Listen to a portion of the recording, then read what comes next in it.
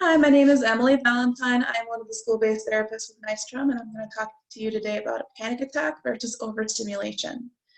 So a lot of people who have sensory needs and sensory diets, people who have different learning disabilities, a lot of people who have a lot of mental health things going on, experience both of these things. And that's an important thing to recognize and an important thing to know the difference for.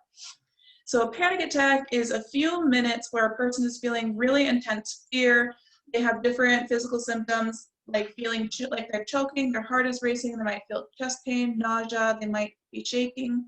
And there are several other symptoms that can be a part of that as well, but those are a list of a few of them. And the best thing to know about a panic attack is that they're brief. It is a few minutes where things suck, and that is okay. They do pass.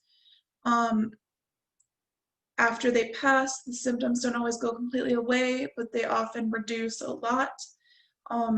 During a panic attack, the prefrontal cortex, the part of your brain that makes decisions, is shutting down, or it is really not working as well as it normally is. So logic and things like decision making are really hard, and that's okay, and it does pass.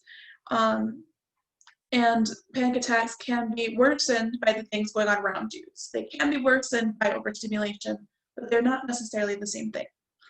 Somebody who has a panic attack might experience that when they're feeling really anxious about moving out, or when they're feeling really anxious about a meeting that's going to happen with their boss. And that might have nothing to do with their five senses, and it might have a lot to do with it if they are in a crowd and feeling really overwhelmed, or if they're being asked to publicly speak. That can be overstimulation, or if they are being overwhelmed by something and feeling really anxious about it, those things can be made worse. Overstimulation is separate and different in that it most often happens in situations where sensory input moves outside the realm of tolerance or is just too much. So the brain isn't filtering enough of that sensory input for them to be able to keep navigating it. So it can be related to stress and anxiety, but it doesn't have to be. And these things feel different in that anxiety is more of an internal thing versus overstimulation, or panic attacks are more of that internal. And they have the physical sensations, but overstimulation is more about all of your senses are feeling too loud or have been turned up too far. The coping skills that you use for the two of these are different. They can be very similar, but oftentimes with overstimulation, it doesn't really go away until you reduce that input somehow. So if that's taking a break, using some kind of soothing tool, or reducing the sensory stimuli. Panic attack ends after a few minutes, and you can have more than one. It can still be really high anxiety, but overstimulation doesn't generally end until you manage that extra stimulation.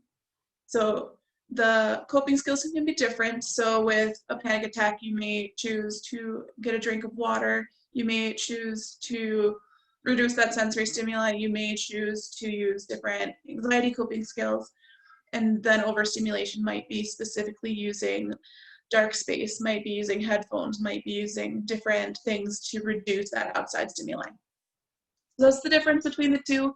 A lot of these things do overlap, and a lot of these things can cause one or the other. So a panic attack can make you feel overstimulated and can make all of those senses jacked up too far. And overstimulation can cause a panic attack, but those things might look differently in a classroom, for example, or they might look differently to that person. And it's valid to know what the differences are between the two. So that's those. Thanks for listening, and I'll talk to you guys later.